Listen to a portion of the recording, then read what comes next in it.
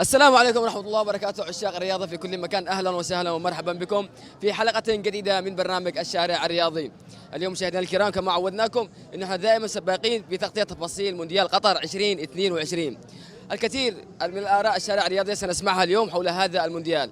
خليكم معنا مشاهدينا الكرام ولا تروحوا بعيد، تعالوا معنا. أنا فيكم الحضور، يلا حيهم الحضور.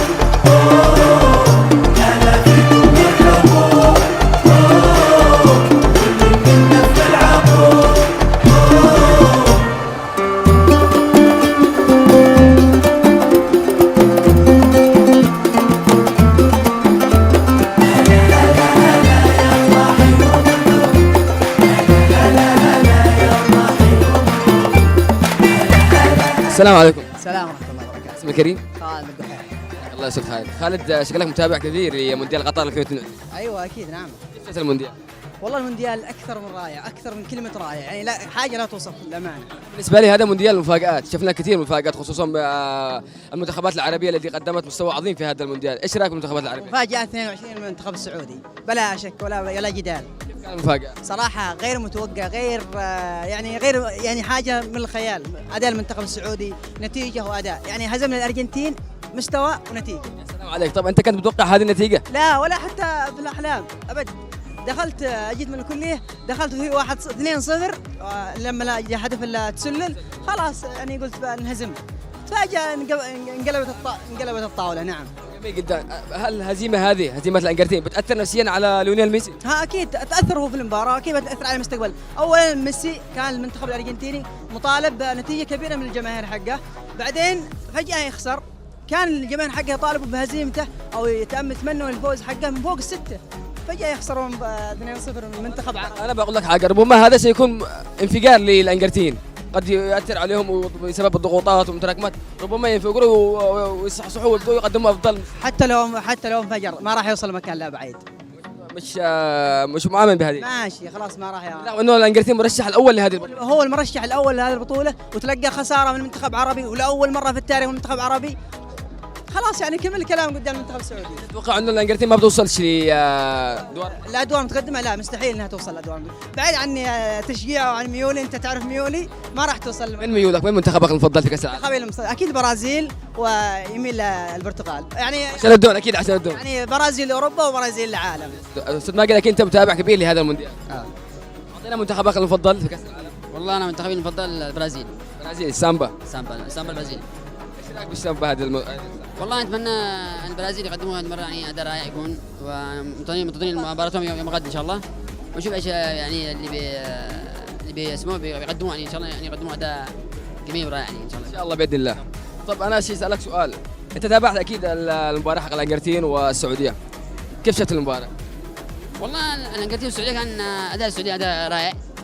احنا كنا نتوقع ان الارجنتين تفوز يعني، فالمنتخب السعودي فاجأ احنا بالفوز الكبير اللي حققوه امس على المنتخب الارجنتيني، ويعني فوز له طبعا للعرب وللسعوديه يعني السعوديه خاصه وللعرب عامه يعني، ونتمنى يعني ايضا السعوديه بالمباريات القادمه يكون الاداء نفس الاداء اللي قدموه امام الارجنتين.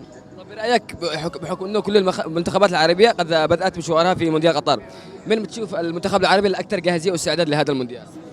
والله انا برايي المنتخبات العربيه يعني كلها مستعده، السعوديه وتونس والمغرب، برغم انها هزيمه قطر امام المنتخب الكوادور، لكن نتمنى من المنتخب ايضا المغربي والمنتخب التونسي والسعودي ان يكونوا يعني ادائهم خلال الفتره القادمه يكون يعني قوي يعني ان شاء الله. طب بالنسبه لمباراه الارجنتين والسعوديه، هل الهزيمه ستؤثر على الارجنتين في قدم الدور؟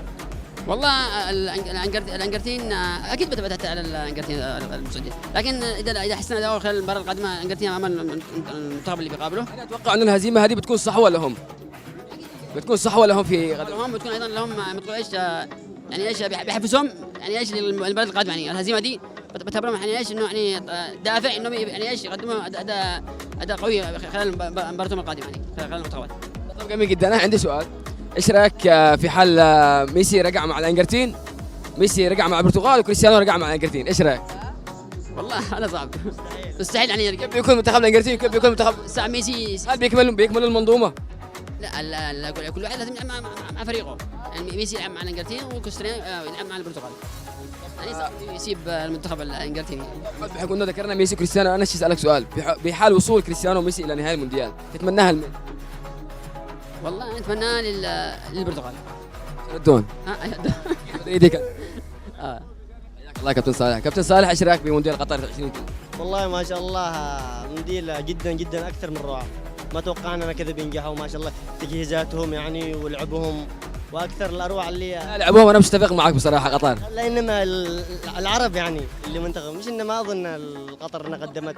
بحكم انه المباراه الافتتاحيه كانت قطر والاكوادور، تتوقع ايش كان سبب هزيمه قطر؟ هل الضغوطات النفسيه اثرت عليهم ام الضغوطات النفسيه، المعنويات كانت حقهم هابطه، وما جهزوش هذاك التجهيز يعني الحماسي القوي مثل السعوديه. السعوديه كانت تجهيزاتهم كانت عاليه فيما قبل، يعني كانوا مجهزين اللعب ويعني بكل نيه صادقه، وكانوا يلعبوا بارواحهم المنتخب السعودي غير المنتخب القطري.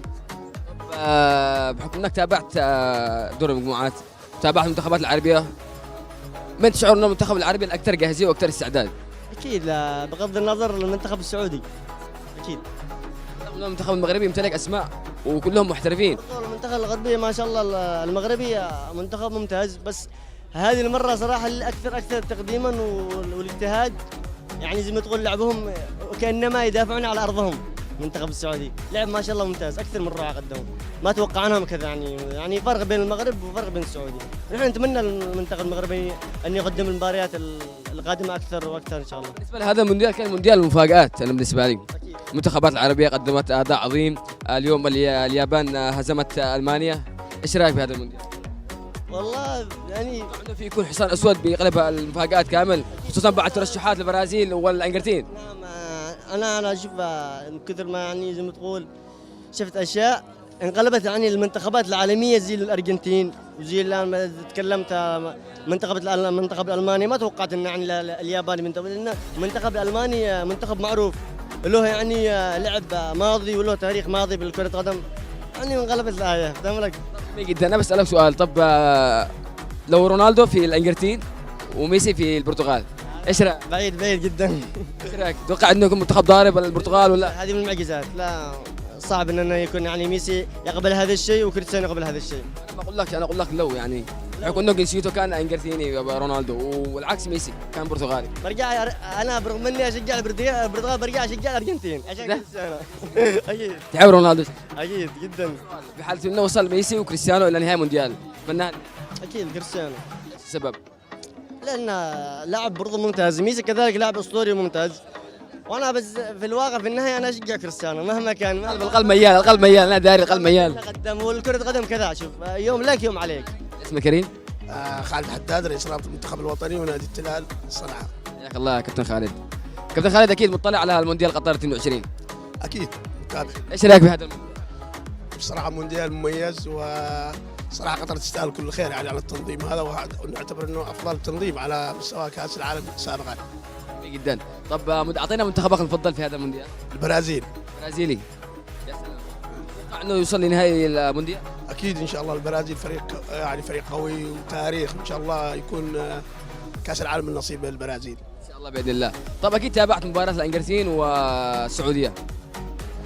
طبعا بصراحه ما توقعناش هذه المفاجاه من المنتخب السعودي، ان شاء الله يعني نتمنى التوفيق والخير يعني للمنتخب السعودي. اتوقع انه المنتخب السعودي خصوصا بعد هذا الجميل الذي قدموه في هذه المباراه انه يوصل لمدى بعيد في هذا المونديال. ان شاء الله سيكون المنتخب السعودي الحصان الاسود ان شاء الله. ان شاء الله نحن كلنا قلوبنا مع المنتخب السعودي، المنتخب المغربي، كل المنتخب الغربي. رياضي ولا لا؟ ان شاء الله. مخزن؟ لا ما نخزنش. عقبنا. طب ايش رايك مونديال قطر؟ ما شاء الله تبارك الله، قوة القوة. يا سلام عليك. منتخبك المفضل؟ قطر. قطر؟ ايوه. فاجأت انا صدمتني انا فاجأت انا. يعني ما ان شاء الله يفوز. قطر ما قدمت هذاك المستوى واللي في هذا. السعودية قدمت افضل بكثير. ان شاء الله السعودية او قطر، واحد من الثنتين. خليك مع منتخب واحد ما يقعش لا هنا ولا هنا. احنا مع العرب سواء قطر او السعودية. طب انا ايش اسالكم برايكم في مونديال قطر 2022؟ طبعا هذا حدث عالمي، والجماهير كلها هذا منتظر له كل 4 سنوات بكل شوق وحب. طبعا نفتخر ان تكون دولة عربية قامت في التنظيم الجيد، يعني تنظيم عالمي بصراحه، ونفتخر بهذه اكمل من ذلك انه رسخوا القيم الاسلاميه والانسانيه في هذا المونديال. طبعا هذه يعني رساله برضه للغرب، لانه دوله عربيه مسلمه قامت بهذه البطوله وانجاز يعني لا مثيل له بصراحه، وان شاء الله يعني نشوف الفرق العربيه تتطور في هذا المونديال. كان لنا الفخر ان تنتصر السعوديه على الارجنتين، لان الارجنتين فريق ليس بالساهل. طب برايك انه هل هذه الهزيمه بتاثر على مستوى منتخب الارجنتين في قادم المواعيد؟ ممكن بس اسمه يعني نحن نتمنى انه اي فريق عربي، تونس، السعوديه، يعني يتاهل الى كاس العالم. تمام، لانه بحيث انه اسمه كما قامت قطر بكاس العالم، نتمنى برضو هنا تكون في دوله عربيه تاخذ كاس العالم. شكلك من عشاق الدوري. لا تقول كريستيانو لاعب سريع ولاعب ذكي، كمان ميسي لاعب سريع ولاعب ذكي، الاثنين اساطير لا خلاف عليهم. بغض النظر على اي حاجه انا كريستيانو في نظراتي انا. سيدة الكرة العالمية برازيل. سامبا طبعا برازيل، نحن برازيل. برازيل. كلنا برازيل. كلنا برازيل. السلام عليك يا سلام. نحن بصراحة نعرف المنتخب البرازيلي من صغرنا، يعني برازيليان بيليا ولا اخره زيكو. طب اعطينا افضل جيل البرازيل كم عام كان؟ 82. اقوى جيل، بالرغم انه ما حقق في بسقراطيس، في ايدر، في جيل 82 لا يتعوض جيل انه ما حققش انجاز. لا والله شوف بيني وبينك بقول لك 82 يعني الصدمه يعني الفريق البرازيلي. الفريق الايطالي طبعا 30 انه كان خرج من اسمه هذا الهداف حقهم التحكيم في 82. طيب ظلم طبعا ظلم البرازيل، قال لهم ضربة جزاء، وبعدين التنافس ما بين امريكا واوروبا مشيش. طبعا امريكا تشول دائما الكاسات، فاعطوها لاوروبا. كان في تحايل يعني بالموضوع. طبعا برازيل 82 خرجت حرم من ايطاليا، بيلاروسيا اساسا كان الهداف حقهم. غني عن التعريف طبعا كابتن فاروق، هذا واحد من اهم الشخصيات الرياضيه الموجوده في كريتات. كابتن فاروق ايش رايك في مونديال قطر 2022؟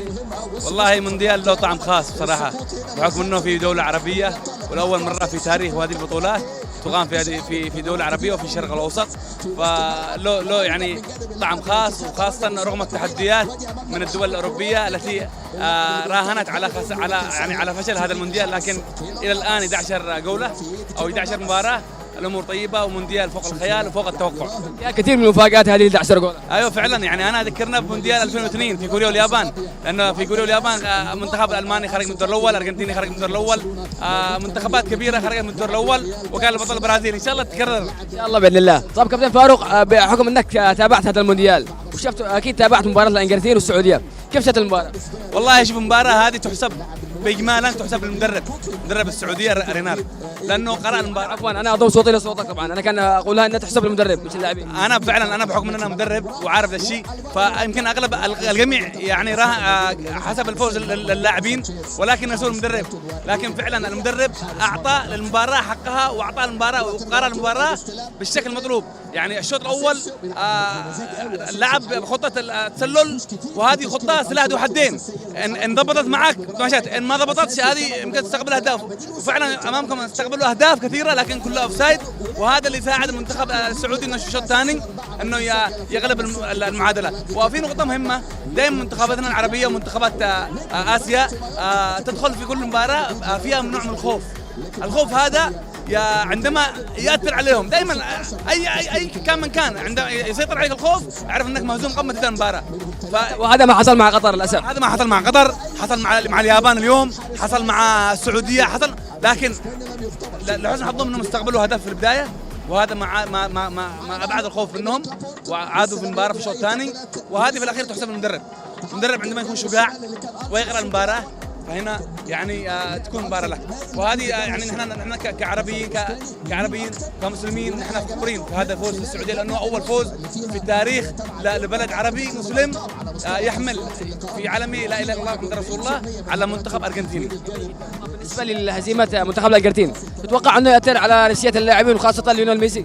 شوف تكون هذه بدايه صحوه لهم. شوف في احتمالين. هنا فين دور المدرب ودور اللاعبين انفسهم. في مونديال 2010 البطل كان اسبانيا، انهزم في المباراه الافتتاحيه لكن شل البطوله، فهنا الدور يحسب على اللاعبين والمدرب، هل بيتاثروا مع الخساره هذه ام تعطيهم دافع؟ فانا اتوقع انه تعطيهم دافع والمنتخب الارجنتيني بيروح بعيد البطوله. بالنسبه لميسي وكريستيانو في حال وصولهم الى نهائي مونديال قطر تتمناها لمين؟ والله يا اخي بصراحه انا اتمنى في النهايه كاسين، كاس ميسي وكاس كريستيانو، وبعدين الفائز في الملعب ياخذ الكاس كدوله يعني ارجنتين او برتغال، لكن اتمنى في الاخير من الاتحاد الدولي ان اذا طلع الفريقين في النهائي ان يحضر كاسين، كاس ميسي وكاس كريستيانو، هذا ختام لهم ولجودهم، لانه اغلب الموجودين في عالم الصديره دائما يعني ولدوا وبداوا رياضتهم على كريستيانو وميسي، لكن صدقنا البطل البرازيل. زيد ايش اللي خلاك تقول برازيل؟ يا اخي شعور، انا طبعا برازيل، اشجع برازيل، انا برازيل، انا يمني، الاصل يمني من جنوب اليمن، من دوله اليمن الديمقراطيه الشعبيه، لكن برازيلي يعني ببدايه حبا للظاهره رونالدو، هو من يعني جعلنا نعشق البرازيل ونعشق كره القدم. ثانيا انا هذا السنه او هذه كاس عالم متفائل بالبرازيل، بحكم البرازيل بعيدا عن الضجه العالميه، بعيدا عن الضغوطات، لا يعتبر واحد من المرشحين لهذه البطوله الى جانب الانجلتري. ايوه، بس بعيدا عن الضجه، بعيدا عن الضغوطات الاعلاميه، بعيدا لاعبين شباب، لاعبين يعني مسيطرين على الكره في اوروبا اكثر جاهزيه، فهذا الذي سيساعد، وكذلك دكه احصائيات قويه في البرازيل. يعني الفارق انه يمكن معنا الوسط والدفاع شويه، لكن خط الهجوم خارق، ودائما في كره القدم افضل وسيله دفاع الهجوم، ان معك خط هجوم قوي هاجم بتسجل الفرق كلها تنهار. من منتخبكم المفضل في كاس العالم؟ السعودية. كلكم تحبوا السعودية. انا سعودية. منتخب نعم سعودي. ايش رايك بالمنتخب؟ احسن لعب يلعبوا قد المرة، لعب مليح. عنده وصل لنهائي كاس العالم؟ ان شاء الله يوصل، ان شاء الله الملك سلمان يطلع السعودية لفوق، منتخب السعودي. سعودي.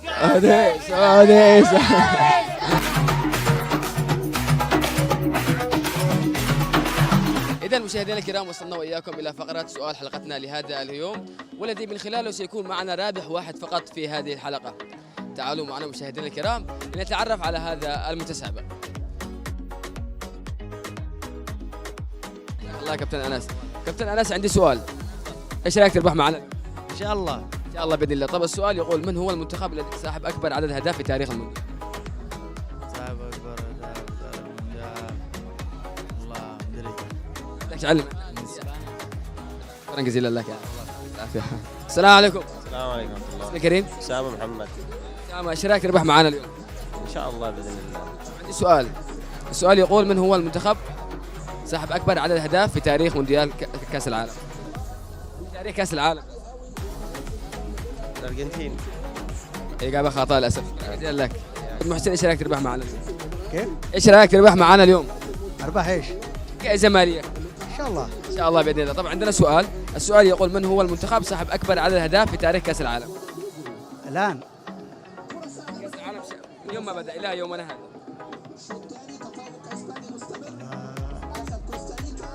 يعني اللي عليه اهداف كثيره بهذه البطوله. كيف؟ من يوم ما بدا كاس العالم الى يومنا هذا. منتخب اللي على ايران، اللي فاز على ايران، اللي 6-2 أو 6. اكبر نتيجه اكلمك على اكبر عدد اهداف في تاريخ كاس العالم. شكرا جزيلا لك، الله يعطيك العافيه. استاذ حسن، ايش رايك تربح معنا اليوم جائزه ماليه؟ والله لو في ربح ما احب اقول لا. ان شاء الله نتمنى كل خير. طب السؤال يقول: من هو المنتخب صاحب اكبر عدد من الاهداف في كاس العالم؟ كاس العالم اللي من يوم ما بدا كاس العالم الى يومنا هذا اكثر منتخب سجل. دقيقة بس سمحت أنا واحدة. أكثر لاعب أكثر منتخب أكثر منتخب سجل أهداف في من عام 82 أكبر عدد أهداف في تاريخ كأس العالم بشكل عام من يوم ما بدأ كأس العالم إلى كأس العالم الأخير قطر. البرازيل. إجابة خاطئة للأسف. حط كمتابع رياضي يعني قوي. يعني مشي كذا مع اللعب. عندنا سؤال، إذا جاوبت تربح معنا جائزة مالية. هات. بس بتعشينا اليوم. أمر هات. حبيبي يا كابتن. طب السؤال يقول من هو المنتخب صاحب أكبر عدد من الأهداف في تاريخ كأس العالم؟ أكبر هدف من الأجسام في كأس العالم. يوم ما انطلق كأس العالم إلى مونديال قطر بين الإنجلتين والبرازيل. مش متأكد. ما فيش خيارات للأسف. الإنجلتين والبرازيل. بس أنا أعطيها الإنجلتين. ما أكيد. إن شاء الله. للأسف إجابة خاطئة. يلا خير. رياضي. نعم أحب الرياضة. السلام عليك، جميل جدا. طب أنا عندي سؤال، تربح معنا جائزة مالية لو جاوبت. مستعد؟ طب السؤال يقول من هو المنتخب صاحب أكبر عدد أهداف من المباريات؟ حاليا ولا من سابق؟ منتخب من يوم ما انطلق كأس العالم إلى يومنا هذا، من هو المنتخب صاحب أكبر عدد أهداف من المباريات؟ البرازيل ألمانيا. واحد. أيوه البرازيل. برازيل. متأكد؟ إن شاء الله. طب إجابة خاطئة. عادي. يعطيك العافية. راح ضاربنا ولا إيش؟ لا عليه. قدامه. طب عندي سؤال، إذا جاوبت تربح معنا جائزة. أنا بعدها. سعد. سعيد جدا. السؤال يقول من هو المنتخب صاحب أكبر عدد أهداف في تاريخ كأس العالم؟ ألمانيا. متأكد؟ متأكد. ما فيش خيارات شو معنا؟ ما فيش رجوع. ما فيش رجوع. سمعونا أحلى تصفيقة. رايح قسار خليك معي. قسار من غششك يا قسار؟ والله ما عاد غشنا أنا. أكيد ما لاعب قديم. قسار. والله عيب. سمعونا تصفيقة ثانية. أعطونا جائزة. لا قسار ما تشيل الجائزة يعني روح، ما تشيل الجائزة روح. أنا بعطيك جائزة بس العشاء عليك. ألف مبروك يا قسار. الله يعطيك العافية. إذا مشاهدينا الكرام وصلنا وإياكم إلى ختام حلقتنا لهذا اليوم. نأمل منكم مشاهدينا الكرام أن تكونوا قد استمتعتم وعشتم معنا هذه الأجواء، على أمل أن نلقاكم في حلقة جديدة في الأسبوع القادم. إلى اللقاء.